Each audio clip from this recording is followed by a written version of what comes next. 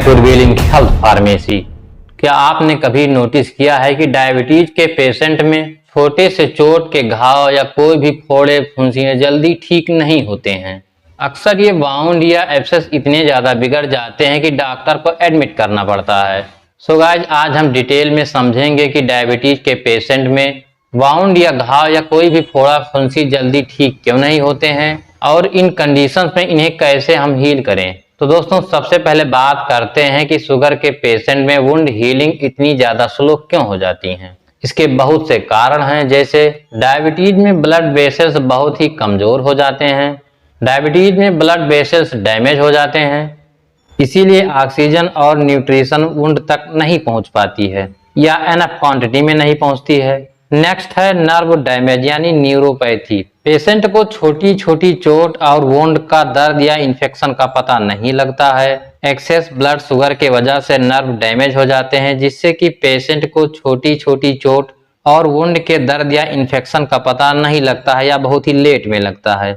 Diabetes में immunity भी बहुत कमजोर हो जाती है। हाई शुगर बैक्टीरिया और फंगस को ग्रो करने का सबसे बेस्ट इन्वायरमेंट होता है, यानी ये मौका देते हैं, और साथ ही इम्यूनिटी सेल्स WBC की एक्टिविटी भी बहुत ही स्लो कर देते हैं, यानी ये बैक्टीरिया और फंगस को पनपने का मौका देते हैं, और साथ ही इम्यूनिटी सेल्स यानी WBC की एक्टिविटी को भी स्लो कर देते हैं। वुंड या घाव को बंद करने और नई स्किन या त्वचा को बनाने के लिए कोलेजन चाहिए, लेकिन शुगर ज्यादा होने पर ये प्रोसेस वीक हो जाता है और ये भी बहुत स्लो हो जाता है, यानी कोलेजन बहुत ही स्लो बनते हैं या कम बनते हैं। नेक्स्ट है इन्फेक्शन का रिस्क। ज्यादा ग्लूकोज बैक्टीरिया के लिए खुशबू वाला खाना बन जाते हैं और बैक्टीरिया आसानी से मल्टीप्लाई करते हैं और पस यानी एब्सेस बन जाते हैं। या सिंपल शब्दों में कहें तो शुगर ज्यादा होने पर बॉडी के नेचुरल डॉक्टर यानी कि इम्यूनिटी सेल्स सो जाते हैं या स्लो काम करने लगते हैं। दोस्तों, अब हम बात करते हैं डायबिटिक पेशेंट में वुंड हीलिंग के कुछ टिप्स के बारे में।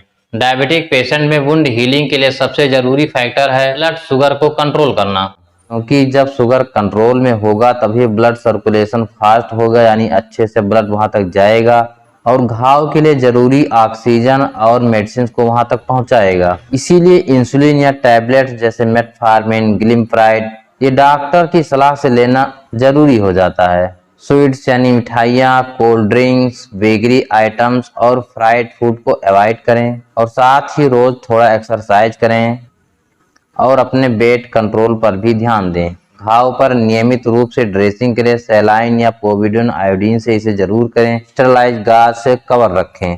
डेड टिश्यू हो तो डॉक्टर से क्लीनिंग जरूर करवाएं। साथ ही इन्फेक्शन को कंट्रोल करने के लिए कुछ ओरल यानी सिस्टमिक मेडिसिन डॉक्टर की सलाह से लेना है। इन्फेक्शन के लिए कुछ एंटीबायोटिक आपको लेना है अगर घाव इन्फेक्टेड है या पस है, यानी जो भी डॉक्टर कल्चर के हिसाब से देते हैं। ऐसे में ज्यादातर कॉमन मेडिसिन है एमोक्सिसिलिन, क्लेबुलिनेट, सेफेक्जिम, लेनेजोलिट, सिप्रोफ्लॉक्सासिन, मेट्रोनिडाजोल आदि। दर्द और सूजन को कम करने के लिए पैरासीटामॉल, आइबुप्रोफेन या जीरोडाल एसपी टाइप के टैबलेट भी चलाए जाते हैं। साथ ही कुछ विटामिन एंड सप्लीमेंट्स भी दिए जाते हैं, जैसे विटामिन सी। ये 500 mg आपको डेली लेनी है। ये कोलेजन फॉर्मेशन के लिए इंपॉर्टेंट होते हैं। जिंक टैबलेट भी लेना है जो वुंड हीलिंग फास्ट करता है। प्रोटीन सप्लीमेंट जैसे प्रोटीन एक्स आप ले सकते हैं। एंटीबायोटिक जो कि डॉक्टर की सलाह से आपको लेना ही है। एब्सेस हो तो सर्जिकल ड्रेनेज ही परमानेंट सॉल्यूशन होता है। दोस्तों, एक बात याद रखिए कि ये सब मेडिसिन हमेशा एक डॉक्टर के एडवाइस पर ही लेना ठीक रहता है। डाइट में आप प्रोटीन सोर्सेज के लिए दाल, पनीर, अंडा या दूध ले सकते हैं। विटामिन सी के लिए नींबू, आंवला, ऑरेंज जैसे खट्टे फल ले सकते हैं, और जिंक के लिए बादाम, काजू या कुछ सीड्स। तो दोस्तों, अब हम बात करते हैं कुछ कॉमनली यूज ड्रेसिंग और मेडिसिन के बारे में। ड्रेसिंग में as a antiseptic povidone iodine जो कि मार्केट में बीटाडीन के नाम से मिलता है, इसे यूज किया जाता है। अगर घाव बहुत ज्यादा गहरा है तो सिल्वर सल्फाडाइजिन क्रीम यूज किया जाता है। ड्रेसिंग को डेली क्लीन और स्टेराइल एनवायरनमेंट में ही करना जरूरी है। कभी भी डायबिटिक वुंड को खुद खोलकर छेड़ना नहीं चाहिए, वरना इन्फेक्शन फैल सकता है। फास्टिंग ब्लड शुगर 140 से कम होना चाहिए और पोस्ट मील 180 से कम। ब्लड शुगर का ये रेंज सबसे पावरफुल हीलिंग फैक्टर होता है। गाइज अब हम आपको कुछ ऐसे सिम्टम और कंडीशंस के बारे में बता रहे हैं कि कब आपको डॉक्टर के पास जाना जरूरी है। अगर घाव में बदबू हो, पस या मवाद आ रहा हो, घाव बहुत ज्यादा लाल हो या सूजन बढ़ रहा हो, साथ ही बुखार या फुट अल्सर हो, तो ये वार्निंग साइन है, आपको डॉक्टर के पास तुरंत जाना चाहिए। तो दोस्तों अब आप समझ गए होंगे कि डायबिटिक पेशेंट में वुंड हीलिंग जल्दी क्यों नहीं होती है। दोस्तों इसमें सबसे इंपॉर्टेंट होता है ब्लड शुगर को कंट्रोल करना और प्रॉपर वुंड केयरिंग।